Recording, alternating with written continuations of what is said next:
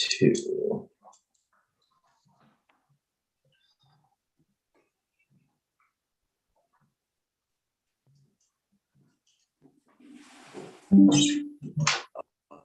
Right, I don't know why I keep getting a stupid notification from my Microsoft Edge.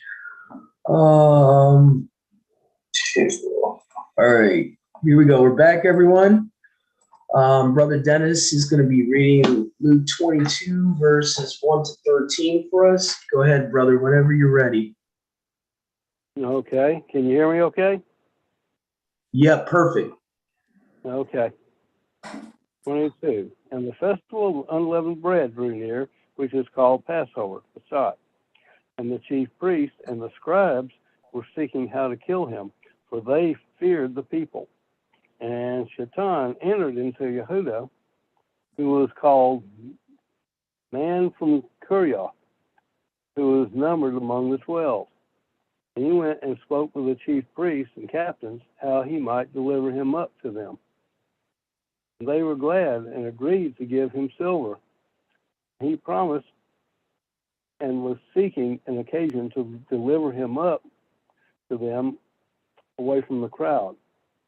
And the day of unleavened bread came when the Passover had to be slaughtered. And he sent Kepha and Yochanan, saying, "Go and prepare the Passover for us to eat." They said to him, "Where do you want us to prepare?" And he said to them, "See, as you enter into the city, a man shall meet you carrying a jar of water.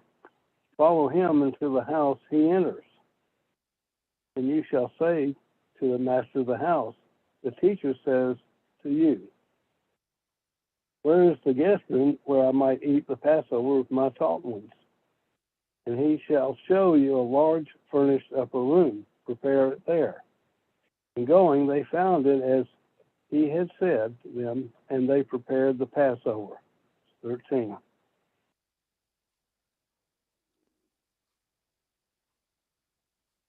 Was that it, Doug?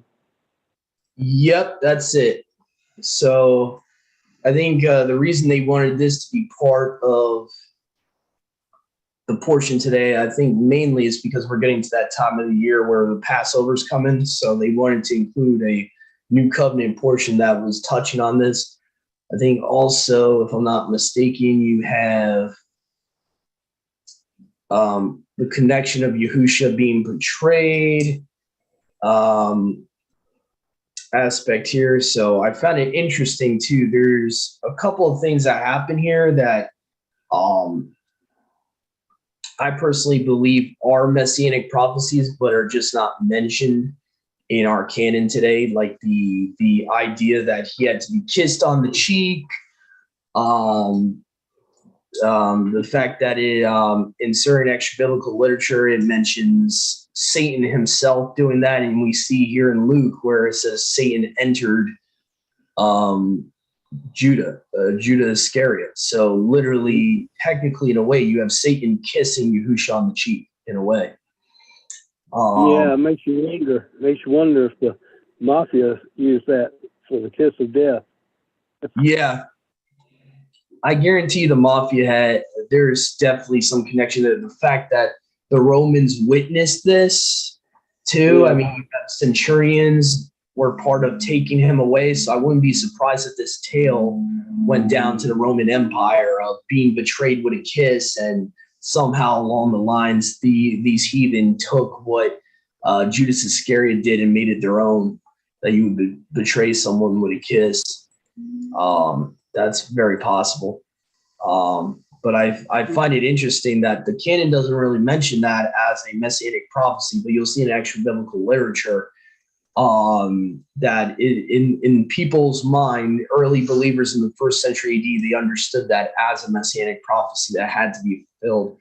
That the promised Messiah, Son of Man, would be kissed on the cheek by the adversary. Also, the fact that one of the 12 was predestined to be given to Satan, because you see that Satan chooses Judas directly to go into. So it seems like Judas Iscariot was predestined to be given to the hand of the devil. And I think there's a version of the Aramaic New Testament. There's one verse in the Basora accounts that literally mentions that Yahusha gave him into the hand of the devil, like he let him go. He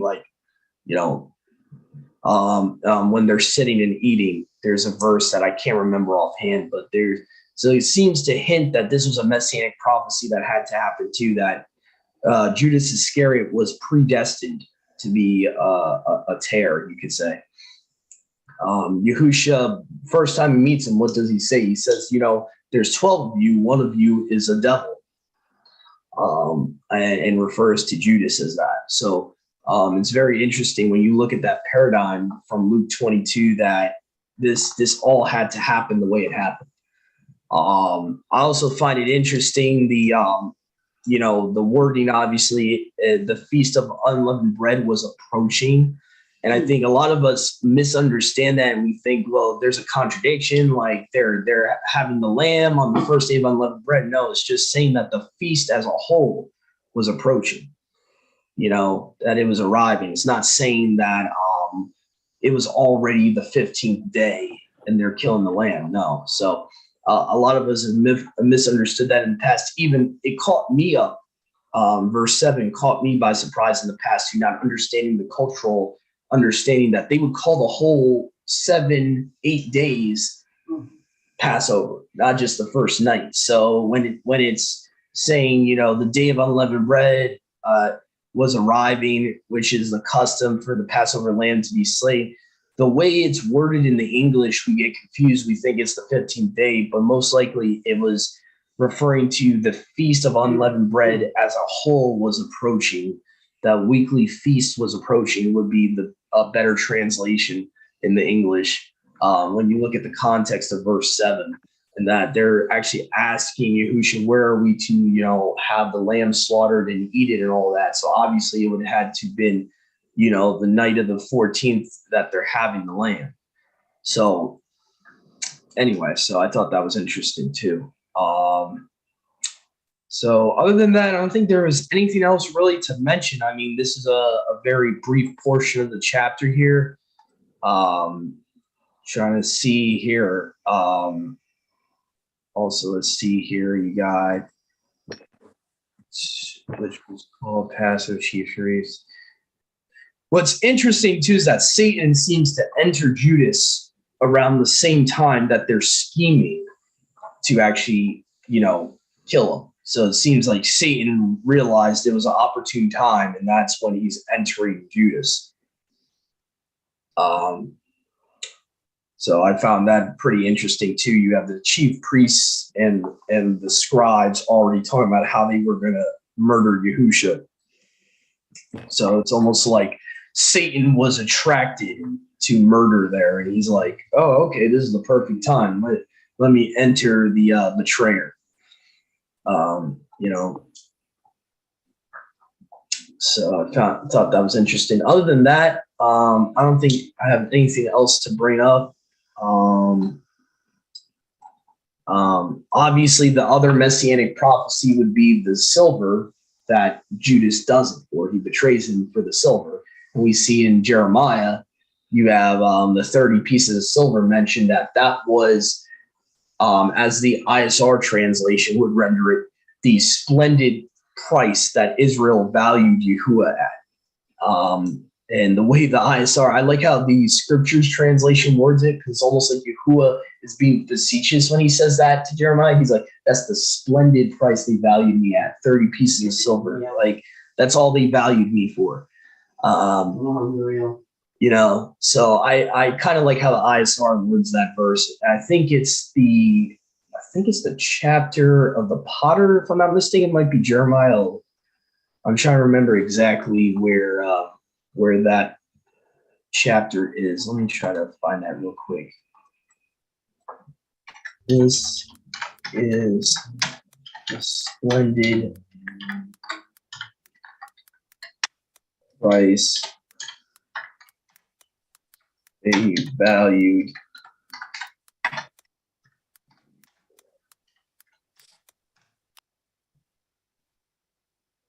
see if I can find the exact verse in Jeremiah. Oh, my bad, not Jeremiah, Zechariah.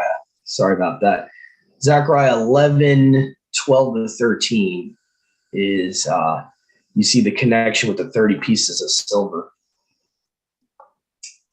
Okay, so I think this is from a modern Catholic translation, the New Revised Standard Version. Okay, so it says here, I then said to them, if it seems right to you, give me my wages, but if not, keep them. So they weighed out as my wages 30 shekels of silver. Then Yahuwah said to me, throw it into the treasury, this masterly price at which I was valued by them. So I took the 30 shekels of silver and threw them into the treasury in the house of Yahuwah. Interesting, in the house of Yahuwah. And where do they pay Judas? Obviously, traditionally they would think that he was given the money at the temple.